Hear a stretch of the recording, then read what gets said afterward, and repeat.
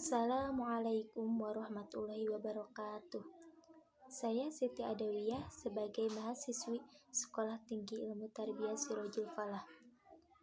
Saya di sini semester 3 sebagaimana ditugaskan untuk membuat video mengenai materi filsafat umum.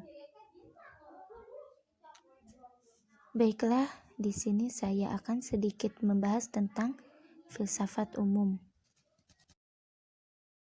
Sebelum kita masuk ke filsafat umum, alangkah baiknya kita terlebih dahulu harus tahu dulu tentang pengertian filsafat dan ilmu. Yang pertama yaitu filsafat. Kata filsafat berasal dari kosakata berbahasa Yunani yaitu philosophia yang memiliki akar kata sophos yang artinya bijaksana dan philien yang artinya mencintai. Jadi, filsafat dapat diartikan sebagai cinta kebijakan. Secara umum, filsafat dapat diartikan sebagai gagasan, hikmah, dan kebijaksanaan. Nah, ada pula yang kedua ilmu. Ilmu berasal dari kata bahasa Arab yaitu alim yang berarti tahu atau mengetahui. Ilmu juga dapat diartikan dengan dua definisi. Pertama, ilmu adalah pengetahuan tentang suatu bidang yang disusun secara sistematis. Dan kedua, ilmu diartikan secara kepandaian atau kesaktian. Nah, maka dari itu, penulis berpendapat bahwa filsafat ilmu adalah suatu kajian filsafat yang membahas hakikat, perkembangan, dasar-dasar, dan hubungan antar sesama ilmu, termasuk telaah kritis terhadap persoalan pemikiran ilmiah dan non-ilmiah. Selanjutnya, ada 3 cabang besar filsafat ilmu. Yang pertama ada ontologi, yaitu teori hakikat.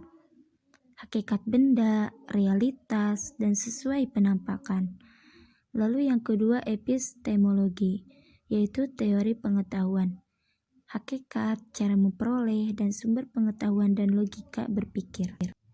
Lalu yang ketiga, ada aksiologi, yaitu teori nilai, orientasi atau nilai kehidupan, bagaimana manusia harus hidup dan bertindak.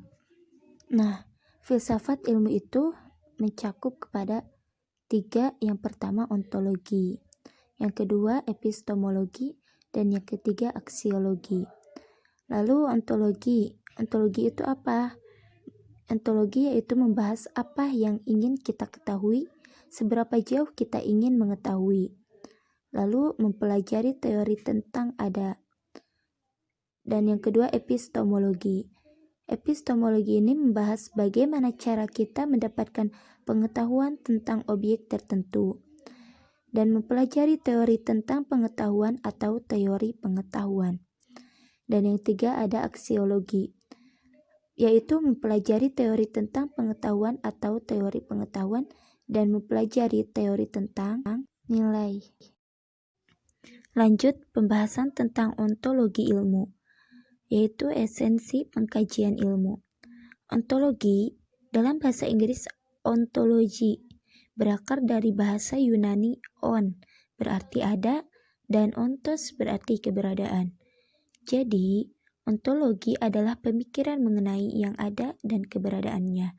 Segala sesuatu yang berhubungan dengan esensi pengkajian ilmu, mulai dari pengertian dan ruang lingkup ilmu, sifat dan ciri menyertainya, serta sumber-sumber pengetahuannya.